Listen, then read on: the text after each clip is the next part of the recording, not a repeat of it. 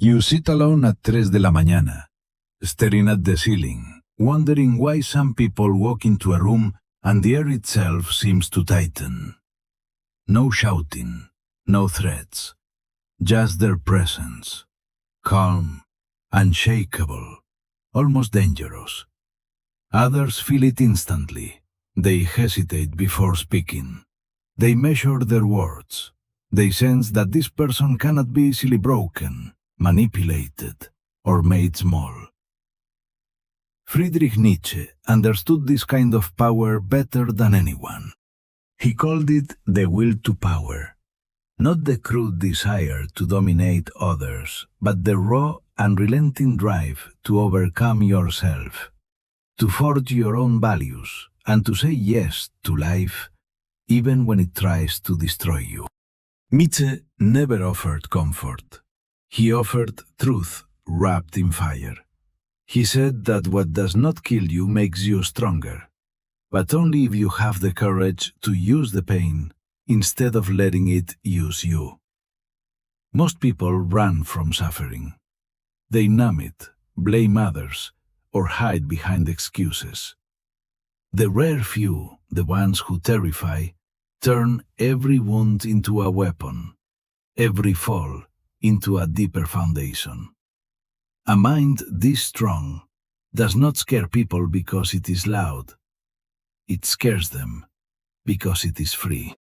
Free from the need for approval, free from the fear of loss, free from the hurt that demands conformity. Picture a young executive who lost everything in one bad quarter. His team turned on him. His boss threw him under the bus. Friends disappeared when the money stopped flowing. The average man would spiral, drink, rage, or beg for second chances. This man did something different. He disappeared for 6 months. No social media, no explanations. He trained his body like a machine. He read voraciously. He sat with his failure every single day until it stopped hurting and started teaching. When he returned, people noticed the change immediately. Colleagues who once joked behind his back now spoke carefully. His former boss avoided eye contact in the hallway.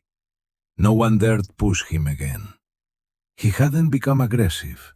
He had become untouchable. His mind had been rebuilt in the furnace of humiliation, and the people around him could smell the steel. That is the terror Nietzsche talks about. Not violence, but absolute self-mastery. Now consider a woman who survived an emotionally abusive marriage. For years, she walked on eggshells, explained herself constantly, and shrank to keep the peace. One day she decided she had enough. Not with anger, but with cold clarity. She stopped explaining. She stopped negotiating her worth. She began the brutal work of self-overcoming, facing every fear she had buried, every insecurity she had used to justify staying small. She lifted weights until her body matched the strength growing in her mind. She learned to sit comfortably with silence instead of feeling it to please others. When her ex tried to hoover her back in with all promises and guilt trips, she looked at him without flinching. Her calm unsettled him more than any shouting match ever could. He left confused and smaller than when he arrived. She hadn't sought revenge. She had simply become someone he could no longer reach. That is the quiet power that makes manipulators afraid. When their usual weapons suddenly bounce off an unbreakable surface. In family dynamics, the pressure is often more subtle and therefore more dangerous. Think of the eldest son in a traditional household, constantly told he must sacrifice his dreams for family honor. Every time he tries to break free, guilt is weaponized against him. Most sons eventually fold. They betray their own future to buy temporary peace. The Nietzschean type does the opposite. He accepts the temporary exile. He endures being called selfish, ungrateful, even heartless.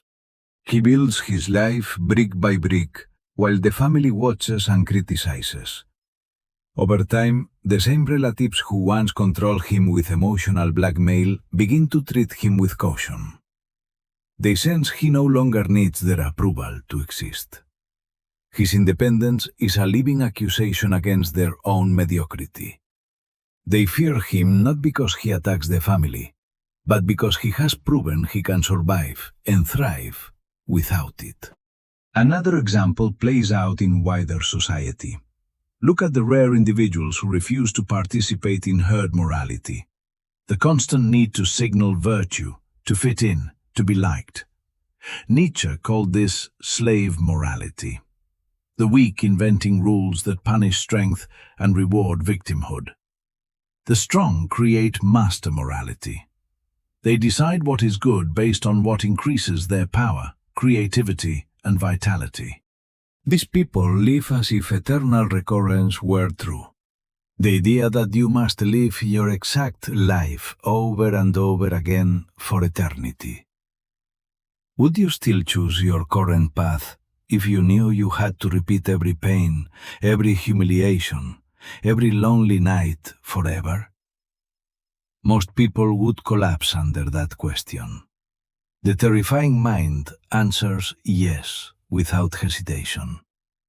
That single affirmation changes everything. It removes the last chains.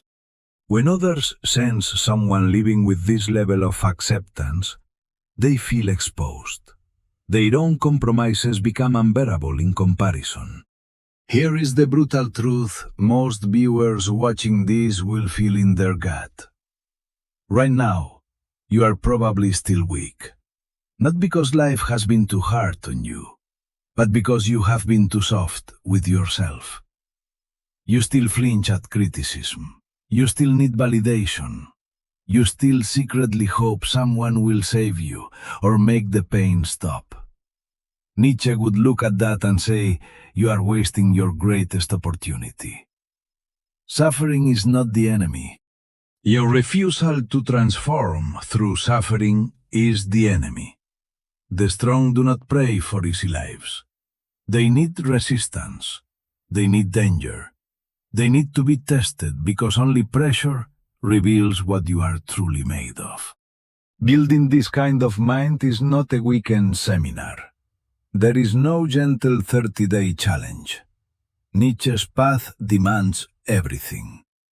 First, you must develop the will to power by deliberately seeking discomfort. Lift heavier, study harder, speak truth that cost you relationships. Second, practice self-overcoming every single day. Catch yourself making excuses and crush them. When you feel the urge to complain, stay silent and observe the impulse instead. Third, embrace amor fati, love of fate. Not passive acceptance, but active, enthusiastic affirmation. When disaster strikes, train yourself to think, I wanted this too, because it will make me stronger. Finally, live as if eternal recurrence watches you. Make every decision one you could repeat forever without regret. You will fail many times. You will have days when weakness wins. The difference between the ordinary and the terrifying is what happens next. The ordinary quit or make excuses.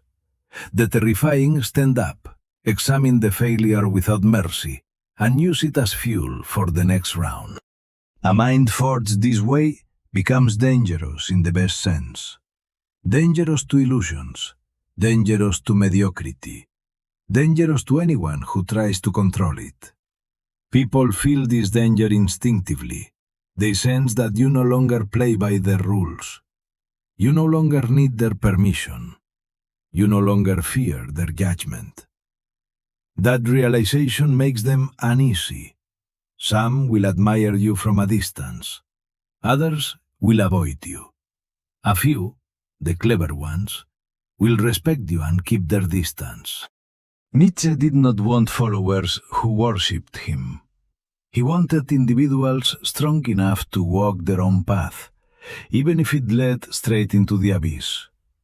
He wanted people who could look into the void and still dance. When you reach that level, you stop asking the world to be gentle with you.